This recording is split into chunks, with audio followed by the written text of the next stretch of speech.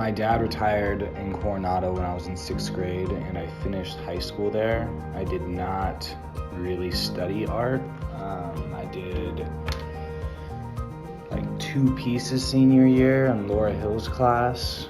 I was pretty much set on sports while I was there. I remember giving the head coach a 36 by 48 oil pastel at Jimi Hendrix when they presented me with the MVP trophy senior year. So I definitely had some creative juices flowing through me, but didn't really go for that. I ended up going to college for lacrosse in Maryland. I consider Coronado my hometown. It was the first or the longest place that we lived in while my dad was in the Navy. He moved around a lot leading up to middle school. So Coronado was definitely the hometown, and Venice Beach in LA is my hometown away from my hometown.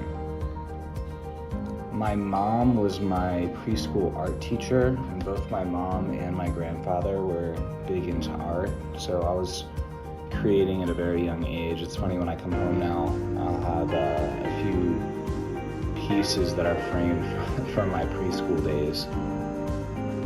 As far as formal training goes, I finished, after I left college in Maryland and basically quit lacrosse and business school, I went to LMU and finished with a graphic design degree. So that was implemented, the design background was implemented into a lot of my work. I started taking my stencils and designs and putting them on canvas for my first shows. I'm pretty easy with music. There's not one genre that I love, but I definitely do not like metal or screamo. That's just not my vibe. Please do not put that on when I am around. The business side of the art world is definitely a tough one. I've been hustling my whole career, working hard every day to build the brand that I have now, and I'm at a point, fortunately, and very appreciative of the individuals that have built this team around that have made things way easier. Social media, website, press releases, licensing fees, all of that, starting with my manager, Justin McCormick, have made my job easier, to the point where we're getting closer to me being able to just focus on the creative side of things going forward. So it's a good place to be professionally. I recently did a mural for Coronado High School. We started with a photo of the entrance wall that I was going to paint, and sat down with Laura, my manager, some friends from Coronado, and try to think of a theme that would work for that piece. And I showed my mural I did up here in Venice Beach. That was a waist down interaction of the Venice Beach boardwalk, and I had a surfer, skater, bike rider, what else was on there? Somebody with roller skates and a boom box, and I mixed my pattern work in with those stencils and then broken mirror mosaic over part of the stencil. So we brought that to Coronado High School, but changed it up so it was a little bit more fitting to the Coronado High School vibe and lifestyle, and then also implemented into the pattern work. I've been doing this like typographical pattern work that I did in the front of my artist in residence program, and it reads out Coronado High School Islanders, and use different shades of the green and the white that we have down in Coronado. More recent projects would include a couple big murals on Melrose for Anthem and Super Rare. Super Rare is a boxing company, Anthem's a shoe company, which I'll be also doing some work in Miami and New York coming up this summer. I am working on a series right now, well, 2 different series. One's for a collaborative show with other artists next month, and then the second one I'm working with Newmark Modeling Agency.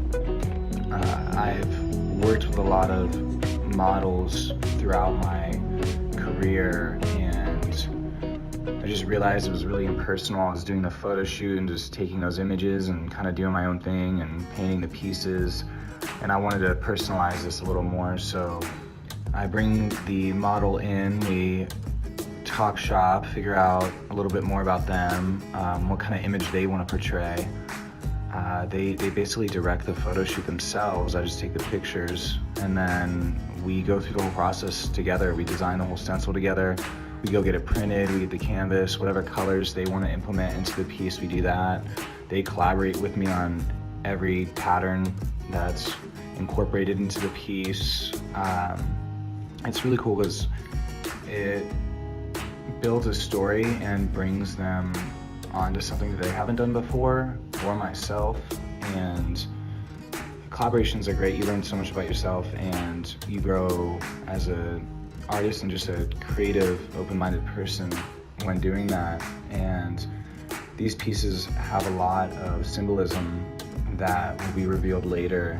That's a little bit more personal to the girls. And upon the show, we split the profit 50-50, so they get a full collaborative payment rather than me just paying them for the photo shoot and using the imagery. It's a win-win for everybody, and it's really nice to give back and help them out a little bit too. Most recently, it would vary between my pattern work or a version of my pattern work and a model or focal point imagery that I work off of. I always get asked how I do it on such a large scale, and for the pattern work, I don't know where that comes from in my mind, but it's very therapeutic to work on, and I just honestly show up and start jamming on that.